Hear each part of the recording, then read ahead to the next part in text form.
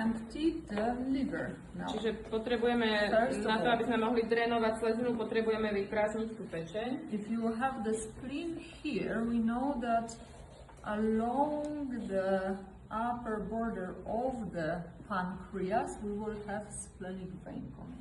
Čiže keď pôjdeme po hornej hrane pankreasu, tak tam budeme mať tú splenickú žilu. So can you lay on this side? Môžeš si ľahnúť na túto Oh stranu. yeah, you can actually, yeah.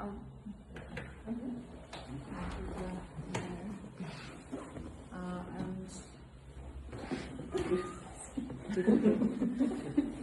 so all of your GOT techniques, Čiže všetky vaše GOT techniky, everything on supine even for the moment, everything that you from here, a všetko, čo viete robiť z tejto strany, add a little bit of a medial shake. pridajte trošku mediálneho shaky, Compression, a tlaku. okay, and that will give you a nice drainage of this whole area together with the spleen. A to vám dá celkom peknú techniku na drenovanie Or as we said, yeah, sleziny. Ako sme hovorili, tento stretch podpazušný.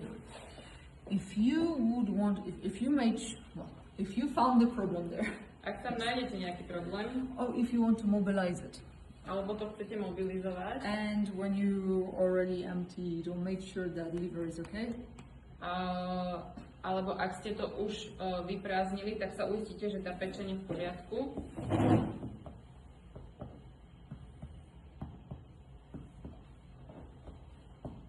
so finding area of the spleen, Takže nájdeme si priestor sleziny, one hand, the other hand. jedna ruka, druhá ruka. Don't do massive movements. Spleen again, as we said, it doesn't have a lot of space there, Nerobte veľmi veľké pohyby, ako som spomínala, nie je tam veľa miesta, but you can give it a little bit of a squeeze, release. ale môžete tam dať trošičku také mačkanie a uvoľnenie.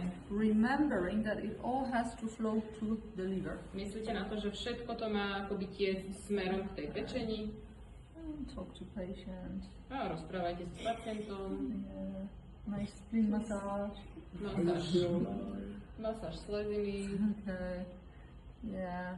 So gently, but also trying, once you found it, trying to focus on this parenchyma and doing it mindfully, okay? Don't just, yeah. Takže robte to jemne, myslíte nad tým, že máte pod rukami ten parenchymálny orgán a Kidney, stomach, colon, I don't care.